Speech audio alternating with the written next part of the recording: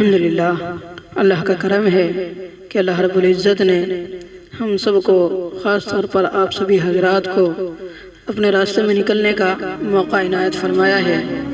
دوستوں، یہ بہت بڑی دولت ہے اور اپنی زندگی کا بہت بڑا سرمایہ ہے کہ آپ حضرات 40 دن کے لیے جا رہے ہیں۔ یہ اللہ تعالیٰ کی طرف سے بہت بڑا انعام و اکرام ہے۔ یہ وقت بہت قیمتی ہے، اس کو سنبھال کر رکھنا اور اس کی قدر کرنا، اور اس وقت میں 40 دنوں کے اندر جو آپ جا رہے ہیں، اس کے اندر وقت اچھا گزارنے کے لیے کچھ باتیں ہیں جو حدیث کی جانب سے حدیث بتائے گا کہ ان باتوں کا عمل کریں، ان کا اہتمام کریں۔ انشاءاللہ العزیز وقت اچھا گزرے گا اور جس مقصد کے لیے جا رہے ہیں انشاءاللہ وہ مقصد بھی پورا ہوگا۔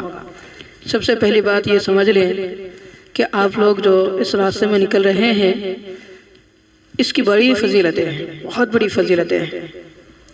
ایک آدمی نے نبی کریم صلی اللہ علیہ وسلم سے فرمایا، اے اللہ کے رسول صلی اللہ علیہ وسلم، میں اپنے مال میں سے کچھ خرچ کروں تو مجھے اللہ کے راستے میں جانے کا ثواب ملے گا؟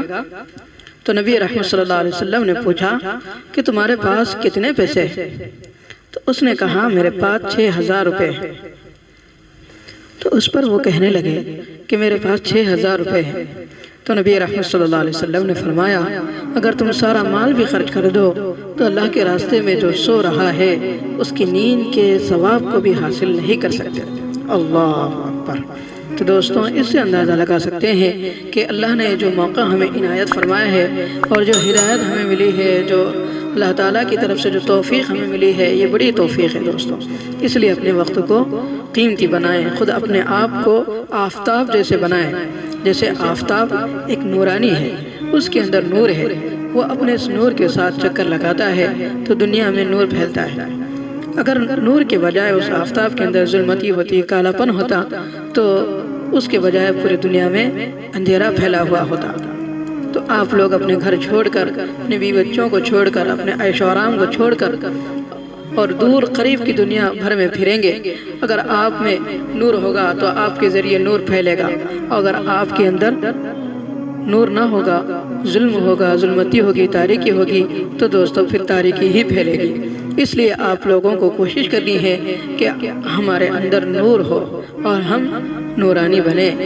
کسی انسان کی ذات میں نور نہیں ہے، نور والی چیزوں سے نور انسان کے اندر آتا ہے۔ اس لیے ہم لوگوں کو نور والے اعمال اختیار کرنے ہیں تاکہ ہم لوگوں کے اندر نور آ جائے اور ہم لوگوں کے ذریعے نور پھیلے، اور ظلمت والے اعمال سے اپنے آپ کو بچانا ہے تاکہ ظلمت نہ پھیلے اور ظلمت پھیلنے کا ذریعہ نہ بنے۔ نور والے اعمال وہ محمدی اعمال ہے دوستوں، جو اللہ کی رضا کے لیے کیے جائیں۔ ان اعمال کو اتنی کثرت سے اور لگاتار یکسوئی کے ساتھ کرنے کی ضرورت ہے کہ ہم ان کے ذریعے نورانی رنگ میں رنگ جائیں۔ وہ نورانی اعمال بھی ذرا سماعت کر لیں۔ سب سے پہلی بات یہ ہے کہ اخلاص کے ساتھ ایمان اور یقین حاصل کرنے کی دعوت، جو پیغمبر علیہ السلام کی خاص میراث اور اللہ کی مخلوق کے ساتھ سب سے بڑی خیرخواہی ہے۔ اور دوسری بات نماز اور جملہ عبادات، جس میں ذکر، دعا و استغفار سب شامل ہے۔ تیسری بات علم میں مشغولیت، خاص کر وہ علم جس میں انسانوں کے اعمال و افعال کے دنیا اور آخرت میں ظاہر ہونے والے نتیجے کا بیان ہو۔ چوتھی بات اچھے اخلاص، جو نبی رحمت صلی اللہ علیہ وسلم کے اخلاص تھے اور جن کی آپ نے تعلیم دی تھی، جس کا خلاصہ اور حاصل یہ ہے کہ اللہ کی رضا کے لیے اس کی مخلوق کی خدمت اور اس کی مخلوق کے ساتھ اچھا برتاؤ کریں۔ یہ ہیں وہ نورانی اعمال جن کو لگاتار اور کثرت سے کرنے میں نور پیدا ہوتا ہے اور زندگی بنتی ہے۔ ہم لوگوں کو انہی اعمال میں مشغول رہنا ہے اور پھرنا ہے۔ یاد رکھیں، ہم صرف اپنے گھر والوں اور اپنے خاص ماحول کو چھوڑ کر جا رہے ہیں، نفس اور شیطان اور بری عادتوں کو چھوڑ کر نہیں جا رہے ہیں۔ یہ تینوں دشمن ہر قدم اور دن رات ہمارے ساتھ رہیں گے۔ یہ تینوں چیزیں ہمیں ان اعمال کی طرف کھینچیں گے جن سے ہم ظلمت میں آئیں اور ہم خدا سے دور اور اس کی رضا سے محروم ہو جائیں۔ تو یہ شیطان اور نفس ہمارے قدم قدم ہمارے ساتھ ہے۔ ہمیں چاہیے کہ ان دشمنوں کے شر سے ہم اس طرح بچ سکتے ہیں کہ اس بات کا پورا اہتمام کریں کہ سونے کے 6 گھنٹوں کے علاوہ دن اور رات کے تمام اوقات میں اپنے آپ کو ان نورانی اعمال میں مشغول رکھیں۔ یا تو ہم ایمان اور ایمان والے اعمال کی دعوت دے رہے ہوں، یا نماز اور ذکر و تلاوت وغیرہ کسی عبادت میں مشغول ہوں، یا سیکھنے سکھانے میں لگے ہوں، یا کوئی خدمت والا کام انجام دے رہے ہو۔ نفس اور شیطان کے شر سے بچنے کی صرف یہی ایک صورت ہے کہ ہم اپنا وقت ان کاموں میں فارغ اور خالی نہ ہوں۔ پھر یہ اعمال بھی نور حاصل کرنے کا ذریعہ ہے۔ اسی صورت میں بنیں گے جبکہ صرف اللہ کی رضا کے لیے اور آخرت کے ثواب پر نگاہ رکھتے ہوئے کیے جائیں۔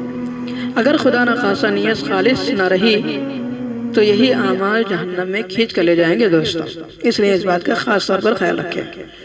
حضرت ابو ہریرہ رضی اللہ عنہ کی مشہور حدیث ہے، نبی رحمت صلی اللہ علیہ وسلم نے ارشاد فرمایا کہ قیامت میں سب سے پہلے 3 آدمیوں کے بارے میں جہنم کا فیصلہ ہوگا، اور جہنم میں سب سے پہلے انہی کو پھونکا جائے گا۔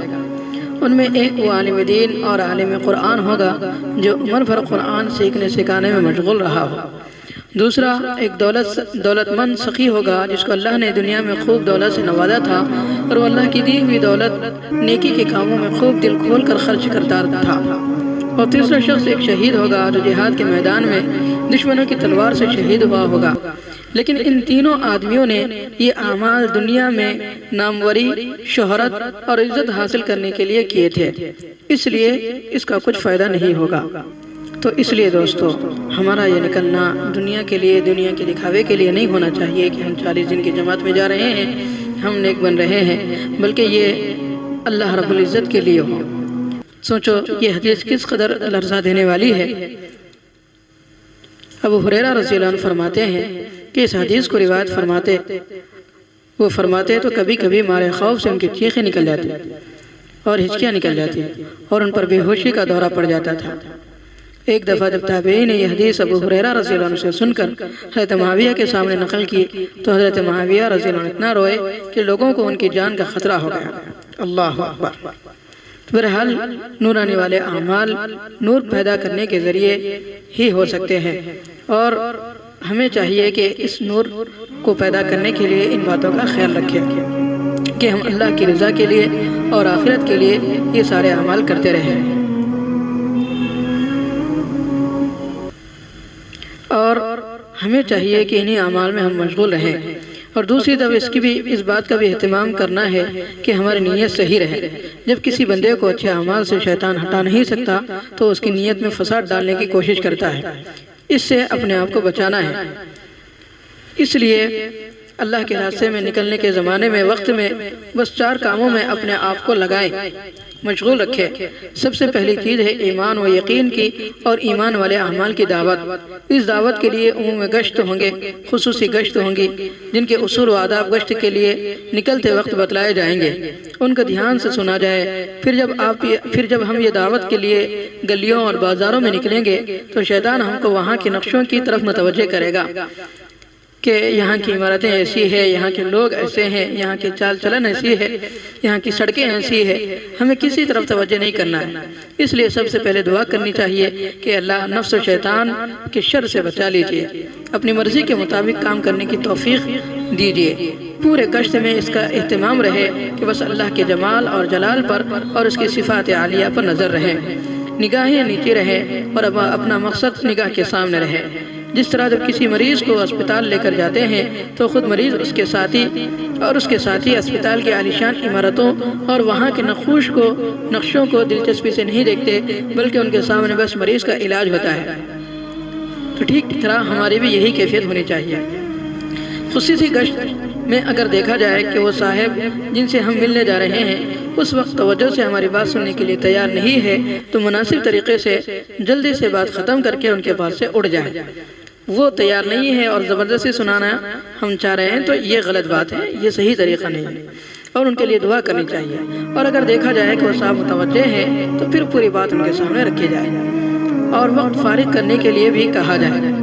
خصوصی گشت میں جب دینی اکابر کی خدمت میں حاضری ہو یعنی علماء اکرام کے پاس یا حفاظ اکرام کے پاس یا دین کا کام کرنے والے کے پاس خصوصی گشت میں اگر ہم ان سے ملنے جا رہے ہیں تو ان سے صرف دعا کریں، ان کی تشکیل نہ کر دیں، ٹھیک ہے؟ اس بات کا خیال رکھیں، ان سے صرف دعا کی درخواست کی جائے اور ان کی توجہ دیکھی جائے تو کام کا کچھ ذکر کر دیا جائے، یعنی اگر وہ وقت کے ساتھ فرصت کے ساتھ بیٹھے ہیں تو بتا دیں کہ ہمارا اس طرح کام ہو رہا ہے، ہماری اصلاح کر دیں، یہ کہیں، یا پھر ان سے دعا کی درخواست کر کے نکل جائے۔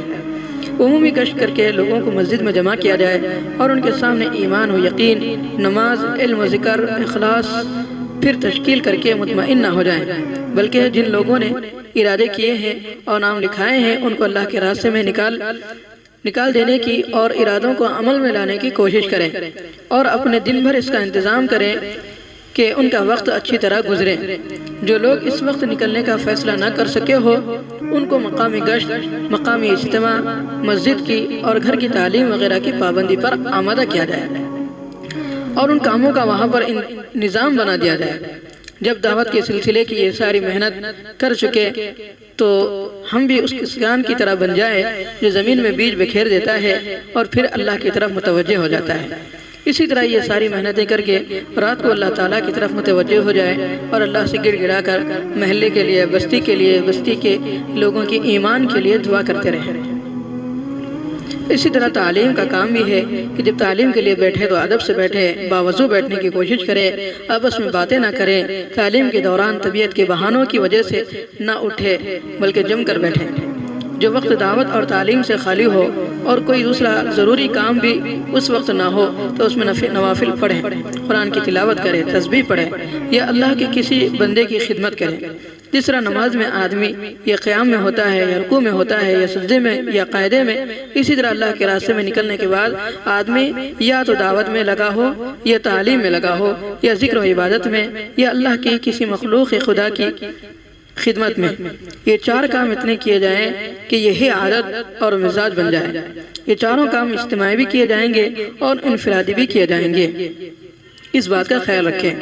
بہرحال اللہ کے راستے میں نکلنے کے زمانے میں ہمیں یہ چار کام اصل مقصد کے طور پر کیے جانے چاہیے اور حاجت بشری کے علاوہ اپنے سارے وقت کو انہی کاموں میں مشغول رکھا جائیں، تب ان کے ذریعے زندگی میں نور آئے گا اور پھر انشاءاللہ وہ نور فائدہ مند ہوگا اور پھیلے گا۔ ان چار کاموں کے علاوہ چار کام ضرورت کے طور پر کیے جائیں گے اور صرف بقدر ضرورت ہی کیے جائیں گے۔ وہ چار کام یہ ہے: کھانا پینا، پیشاب پیخانہ، سونا، نہانا اور دھونا، ضرورت کی بات چیت کرنا۔ یہ وقتی ضرورتیں ہیں، ان کو بس اتنا ہی وقت دیا جائے جتنی ضرورت ہو۔ سونے کے لیے دن رات میں بس 6 گھنٹے کافی ہے۔